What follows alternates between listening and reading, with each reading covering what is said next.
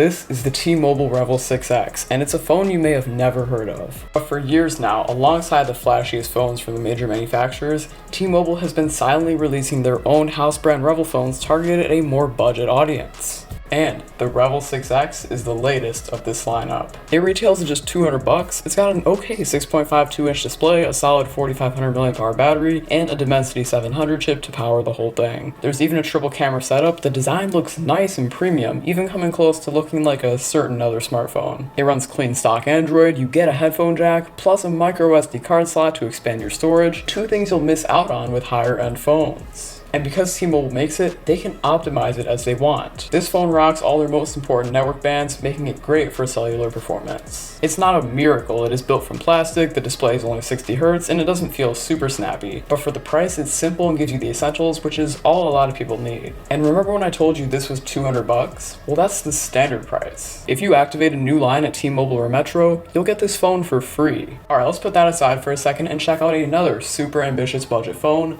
the Dish Celero 5G Plus. I covered it in a video earlier this year, but it's even more ambitious than the T-Mobile Revel 6X. This device is under the Dish umbrella, making it an exclusive for Boost Mobile and Boost Infinite. It packs an enormous 7-inch 120Hz silky smooth display, a more powerful Snapdragon 695 chip that pushes way further than the MediaTek and the Revel, a better triple camera setup, and a more premium design with probably the best material I've ever felt on a phone. And it's stripped out in this magnificent orange that's exclusive to select Boost Mobile stores. You get wireless charging, you get a headphone jack, and don't forget the micro SD card slot. This one retails for just $290, but Boost Mobile is currently offering it for just $30 in store when you switch, or $60 on their website with the new line. It's also just $25 if you add a line to an existing account. Both of these devices I have here are absolutely excellent, and they easily outperform their prices.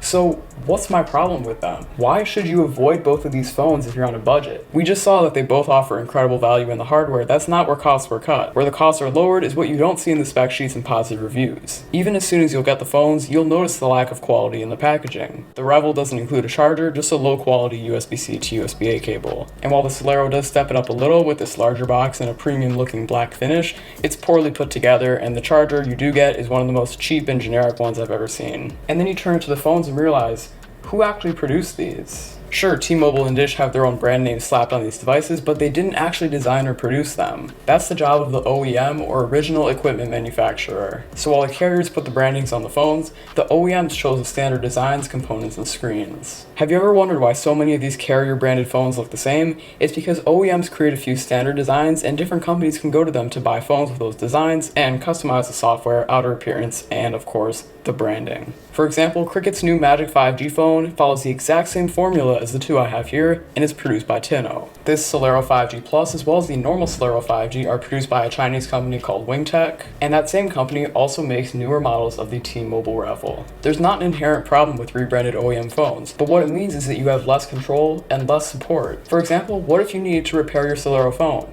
You'd be in a hard time finding a repair shop that even knows what a Celero is. How can I help you? Hi, do you happen to repair Celero 5G phones? I've never seen it, but I am not getting anything when I look it up either. Hi, do you repair Celero 5G phones? I haven't heard of Celero before, so I'm unsure if we do. I was surprised to see that there are actually some outlets that carry parts for these phones, but most people don't know how to fix a phone themselves. And what about software support? This Revel 6X came with Android 13, which was the latest version of Android when it came out, but now Android 14 is out. When are we going to get that? I don't know, and T-Mobile doesn't either, as they've made no plans to release that update. And my poor Celero 5G Plus is not doing better. When it came out, it came with Android 12, even though Android 13 was well out. So when did it get Android 13? Not yet. I don't think it'll ever get Android 13, let alone 14. It's not just the features of the software. You need software updates to get critical security patches for your phone. And while the T-Mobile Revel isn't too bad in being consistent with those security patches, this Celero hasn't got one in months. And what about accessories? There are very few options when it comes to these accessories for these phones apart from the cheap Chinese products. And it seems confusing why all these things were neglected, but also think about it from the other side. An OEM like Wingtech is not here to support each and every variation of every single phone they make. They're here to make a quick buck at the point of sale of the hardware, but they're making very little money off the software because Wingtech's not going to sell monthly services or sell your data to advertisers.